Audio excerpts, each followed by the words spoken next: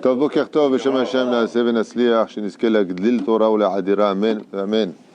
On est aujourd'hui le jeudi 7 du mois de novembre et le tête du mois de Hejvan. Le 7 du mois, on est bientôt le 10 dans 3 jours. Mishéachol Liskot Be'ezrat Hashem, celui qui peut nous aider pour le 10 du mois, Tavo Birkat Hashem Alav Be'ezrat Hashem.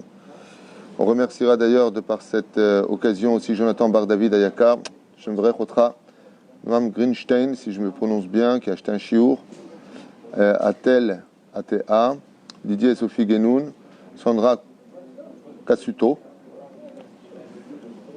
Ok.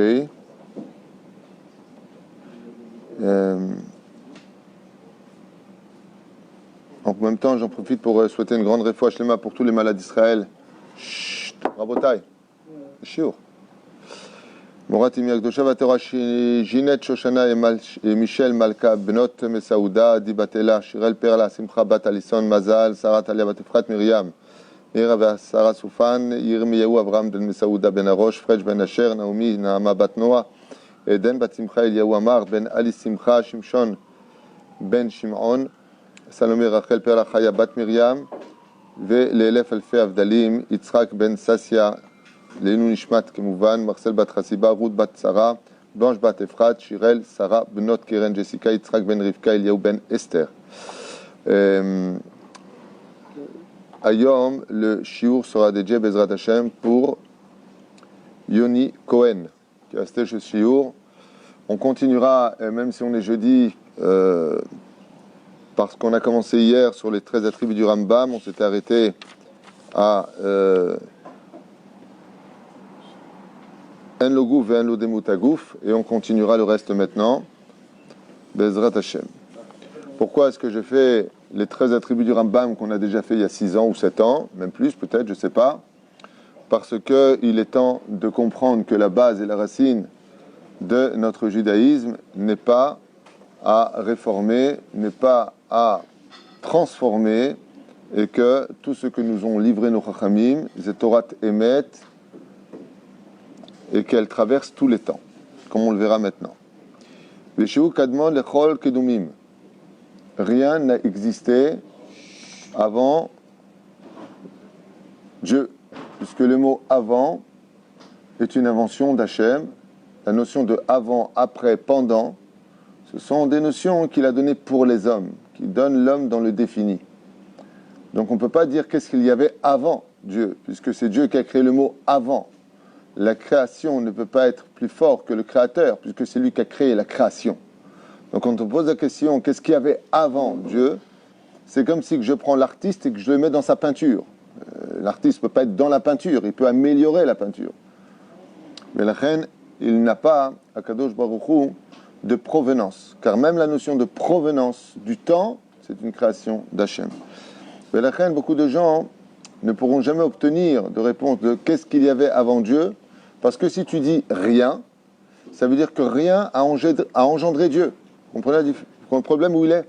C'est-à-dire que toute définition qui viendrait se poser comme réponse sur qu'est-ce qu'il y avait avant, et que tu dis, par exemple, eh bien, avant Dieu, il n'y a eu que Dieu, on aurait pu penser que Dieu a créé Dieu. La question ne peut pas exister. C'est un problème au niveau de l'esprit, parce qu'on voudrait rentrer une définition dans l'infini. On ne peut pas le faire. Ou Kadam Lakol, comme il le dit ici, il a été lui avant toute chose. Donc, qu'est-ce qu'il y avait avant Dieu? Lui-même. Bon, mais avant lui-même, qu'est-ce qu'il y avait? Lui-même. Alors, d'accord, mais ça a commencé quand? Le mot commencer, Bereshit, c'est une création de Dieu. Donc, avant le commencement, il y avait quoi? Il y avait Dieu. Donc, avant Dieu, il y avait Dieu. Donc, il y avait tout le temps Dieu. Réponse, Dieu a toujours été. Et ça fait partie des attributs du Rambam. Comme on le sait, c'est donc la racine de notre Emouna. L'oulezé, Yefchar Litkadem. On ne peut pas avancer. Par contre, si tu poses la question au niveau des religions, qu'est-ce qu'il y avait avant le christianisme, le judaïsme? Qu'est-ce qu'il y avait avant l'islam? Eh bien, au niveau, je parle des dates historiques, il y avait le christianisme et le bouddhisme et Barou. Et le judaïsme. C'est-à-dire qu'il y a eu des temps, il y a des nouvelles religions comme les Mormons qui sont venus par la suite, et puis après, à l'époque du Moyen-Âge, même la chrétienté s'est séparée. La chrétienté a formé plusieurs religions au sein même de leur religion, et même des guerres ethniques ont lieu entre eux, comme les franciscains qui étaient refoulés par la papauté. On parle de moines qui faisaient des guerres à d'autres moines. Okay. Donc tout ça, ce sont des dates qui sont nées. Donc avant des événements, il y a eu toujours des événements, c'est un engendrement. Quand on parle de Dieu lui-même, rien ne l'a devancé, car il a créé le devancement de toutes choses. Il est Kadmon, Lechol, Kedumim en hébreu. Il est avant tous les commencements qui eurent lieu. Et c'est très important parce qu'on ne se rend pas compte à quel point des fois des gens se retrouvent un peu mal dans leur judaïsme parce qu'ils n'acceptent pas ces bases fondamentales des 13 attributs du Rambam, sans lesquels, si on les réfute, on est kofer batora. C'est ça? Ven avoda les ulato, il n'y a pas d'autre travail. Ça, on l'avait expliqué hier, donc je m'étais arrêté là, autant pour moi, je suis revenu un peu en arrière. Ven avoda les ulato, c'est-à-dire que tout ce que nous ferons sur terre doit être pour le service divin. Dans le monde laïque, c'est pas très difficile. On se bat pour nous, sa famille, ses enfants, pour l'autre, pour l'un, pas de problème. Là où le vrai danger est, c'est quand on représente la Torah. Ven avoda les ulato. Le vrai danger, le cancer, si vous préférez, de ce genre de pensée, peut amener un homme comme Doeg à Adomi, ou comme d'autres personnages qui ont créé des katotes, c'est-à-dire des sectes, par un esprit de vouloir arranger les choses, de rajouter des mitzvot ou de diminuer des mitzvot, qui est un interdit de la Torah, l'otosifun velo tigreun, vous ne rajouterez pas, vous n'enlèverez pas. Faites ce qu'on vous demande dans la Torah, dit la Torah elle-même, c'est un interdit des 613 mitzvot, c'est pas moi qui le dis. Pourquoi ? Pour que tu travailles pour que Dieu, ce que lui il te demande, et non pas toi qui t'insères à la place d'Hachem. Faire très attention à cela, parce que dans le monde de la Torah, on peut avoir travaillé toute sa vie au nom de la Torah, alors qu'en réalité c'était pour nos honneurs, pour notre intérêt, parce qu'on a envie d'exister, parce qu'on a envie, on a tellement de potentiel intérieur qu'on va l'exploser au visage des autres, quitte à éclabousser la Torah avec, la vraie Torah. Donc faire attention à cela. Ve'en avoda les ulato. Quand tu viens travailler, quand tu viens prier, quand tu viens étudier la Torah, fais bien attention que ce que tu viens faire, c'est vraiment l'Eshem Shamaim. Vraiment. Fais très attention à cela, comme c'est marqué à propos de la Mishnah de Masechet Avot, Golem. Le golem, c'est ce qu'on appelle un homme sans âme. C'est un golem, c'est une matière qui n'a pas d'âme. Il prendra toujours la parole, tu le reconnaîtras devant un chacham. Les rabbanim, ils disent que la Torah c'est ça, et lui il vient et dit, les rabbanim c'est des menteurs pour prier. Ils vous mentent, alors que toutes les références sont là. Et que lui va parler selon la deuxième chose, qui est d'ailleurs un drame, le Rav Sadin, sur Torah Box, ça fait un extraordinaire, vraiment un très très très très très bel exposé des problèmes sociologiques et politiques aujourd'hui dans la philosophie, extraordinaire dans un langage français que je n'ai pas, parce que c'est vraiment un artiste dans ce domaine, et il explique des choses fondamentales à écouter et réécouter. Ça dure à peu près 12-13 minutes, et vraiment extraordinaire sur la pensée. Ve'en avoda les ulato, parce que, pourquoi on dit ve'en avoda les ulato ? Parce que c'est dépendant de la pensée, c'est pour ça que je vous parle de ça. On peut travailler au niveau des actes et au niveau même de l'enseignement, mais en réalité, c'est pour soi. Ça veut dire, on va essayer de l'itapes. Malheureusement, dans le monde de la Torah, aujourd'hui, des gens pensent à eux, et heureusement, parce qu'après avoir étudié, comme on a ici au Kollel, des Avrechim, qui vont fêter cette année leurs 40 ans d'études. Ils ont 40 ans, ils n'ont pas fait de tchouva, ils sont nés dans la Torah. Okay, et le chasse, ils le connaissent par cœur, les poskim, ils le connaissent par cœur. Il y en a qui sont déjà dayan, il y a 6 dayanim ici, diplômés d'État dans ce kollel. Okay, on a un kollel aussi dayanout. Baruch Hashem, ils sont Rav Shruna, diplômés d'État. Et nous, Azma, ils ont un potentiel très important. Pas confondre celui qui a un énorme potentiel et qui, en fin de compte, n'a pas à qui l'enseigner, il n'a pas de tafkid. Et c'est très difficile à vivre. Parce que Quand tu manges, il y a un moment où tu veux ressortir cela.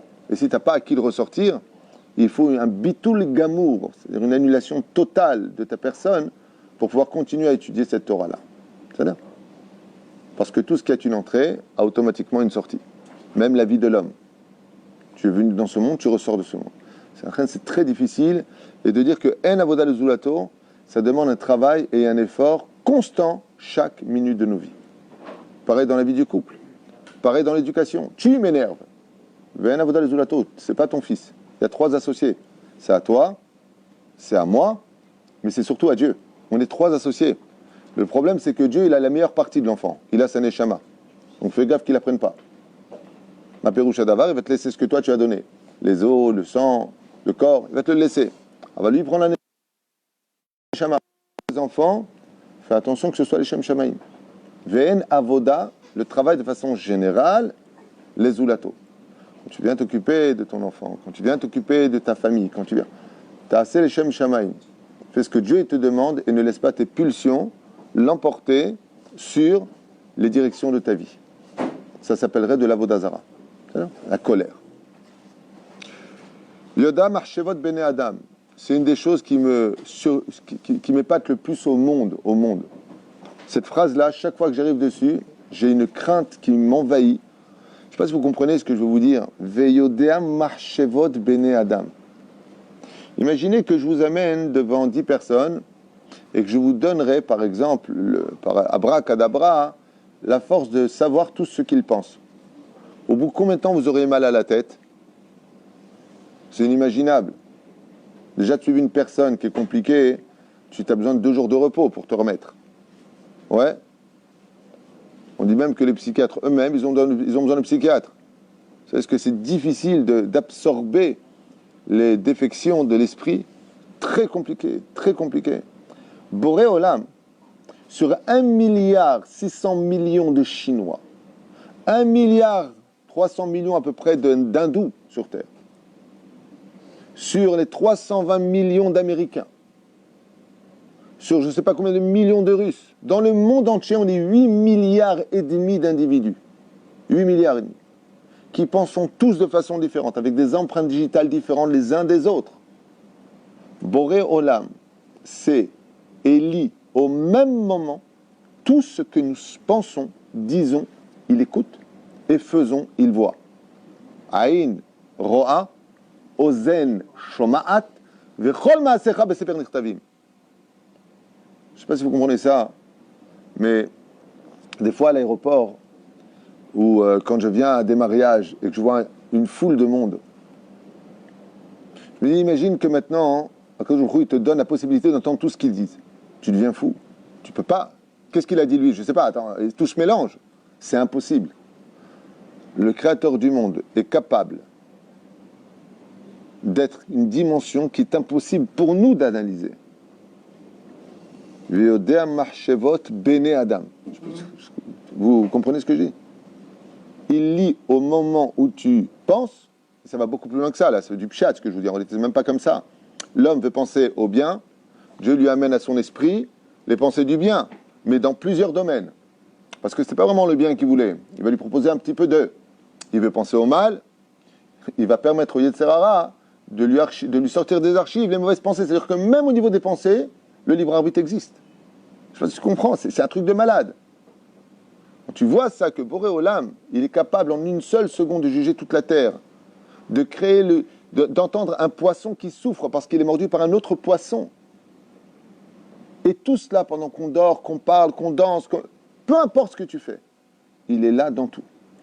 Le Mesilat Yesharim, le Ramchal, il nous dit pourquoi, comment est-ce qu'Hachem il fait une chose pareille?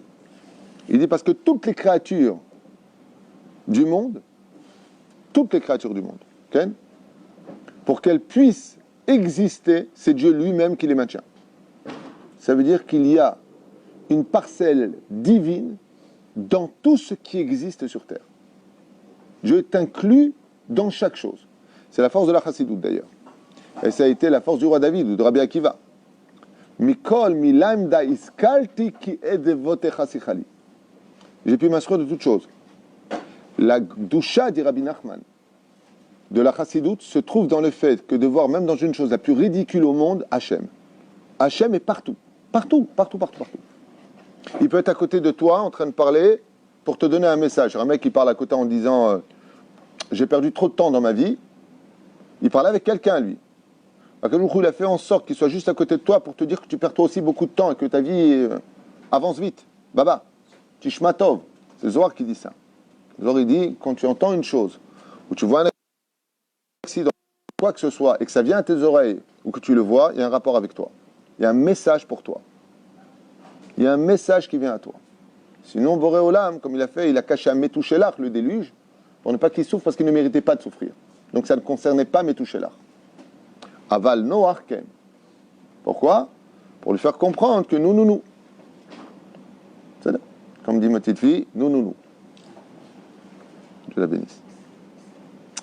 Moshe Rabbeinu. Ah, Moshe Rabbeinu. Alav Shalom. Ou Adon lechol hanevi'im. Moshe Rabbeinu sera le maître unique de l'histoire. Panim el panim, aspaklaria ameira. Le maître et le seul prophète de toute l'histoire. Même Mashiach lui-même n'aura pas le niveau de prophétie de Moshe. Parce que ou Adon echol hanevim, parce que la Torah, c'est une bonne réponse, c'est une bonne réflexion que tu as eue. Comment ça se fait? Ben justement, parce que si on avait dit que Mashiach, il aurait plus de prophéties que Moshe Rabbeinu, chaque nouveau fou furieux qui va se lever en disant je suis Mashiach, il veut dire Dieu m'a parlé.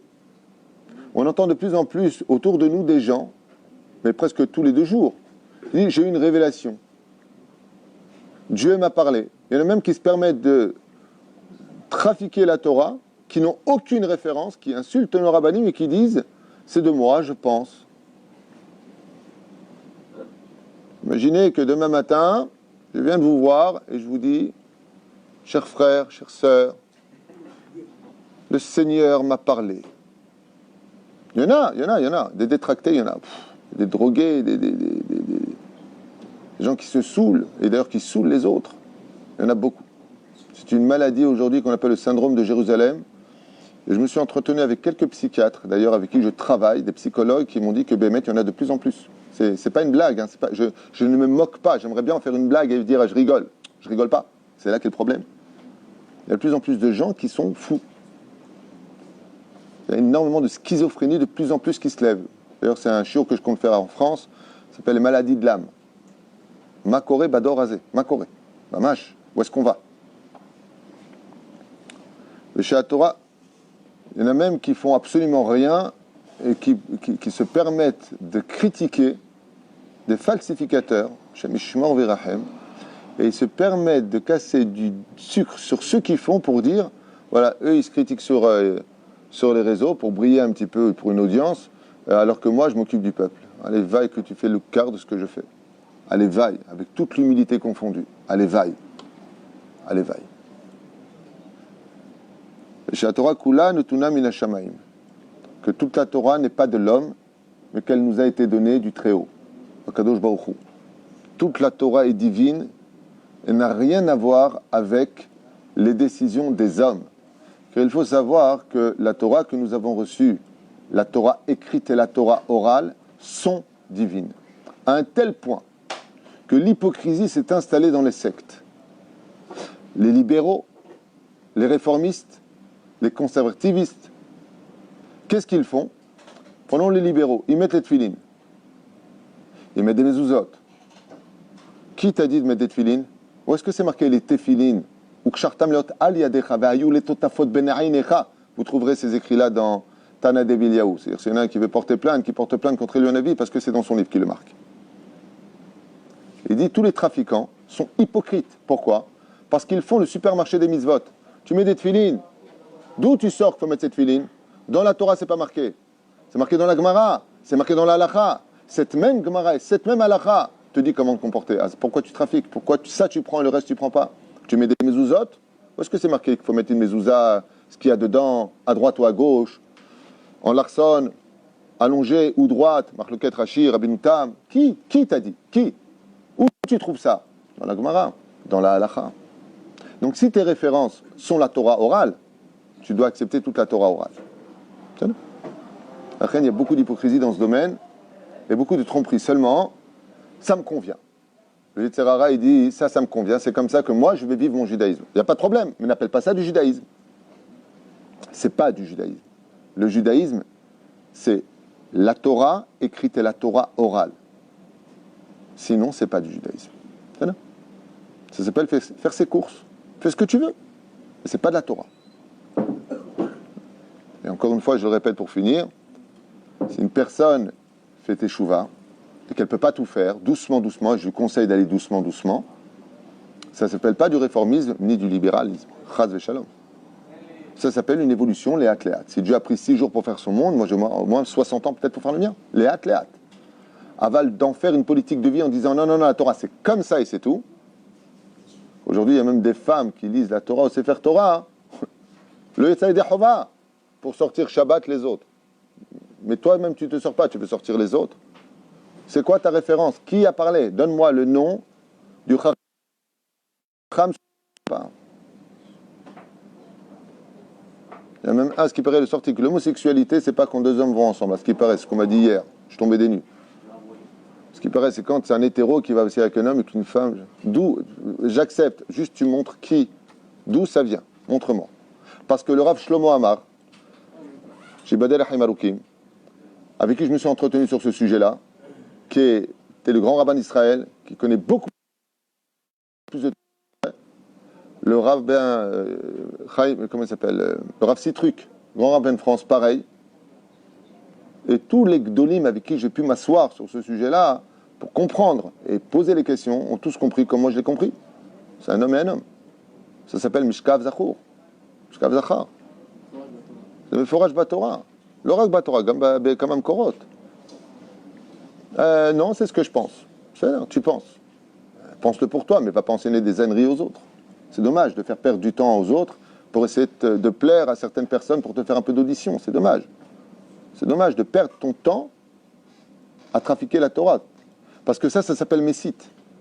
Et si tu commences une fois de plus, lui ou d'autres personnes, pour essayer de gravir les échelons de l'orgueil et des honneurs en jouant les droupies devant une télévision, devant une caméra, si je ne suis qu'une victime de la vie, crachez-moi dessus, donnez-moi une gifle, je tendrai l'autre. Ah, c'est fait, ça a déjà été fait, quoi. Je veux dire, passe à autre chose, invente-toi une nouvelle personne. Shem et Rahim. Shem et Rahim, dans quel monde on vit? Shem et Azor. La Torah Kulan, Tuntuna Mina Shamayim, et la Torah le prouve qu'elle est du ciel, puisqu'elle a été capable de nous avancer des thèses que seul celui qui a créé le monde aurait pu le dire. C'est-à-dire, comme les 4 animaux qui n'ont qu'un seul signe, ou c'est des ruminants, ou c'est des sabots fendus, comme c'est marqué dans la Torah, Parashat Shmini, le gamal, le shafan, l'arnevet et le chazir, les 4 animaux. Ouais, en français, ça fait quoi? Le porc, le chameau, le lièvre et la gerboise. Les 4 animaux. Et on n'en a pas trouvé d'autres. C'est quand même incroyable. Comment Moshe Rabbeinu au Har Sinaï, il y a 3200 ans en arrière, il aurait pu donner un tel renseignement. Tu connais les animaux. Plus encore. Qu'est-ce qu'il dit? Que chaque poisson qui a des écailles a automatiquement des nageoires. Même National Geographic, ils disent qu'ils ne connaissent pas plus de 4 à 5% de ce qu'il y a dans les océans. On n'a jamais trouvé un poisson qui avait des écailles et pas de nageoires. La Torah vient du ciel. Il y a d'autres preuves blissov dans ce domaine.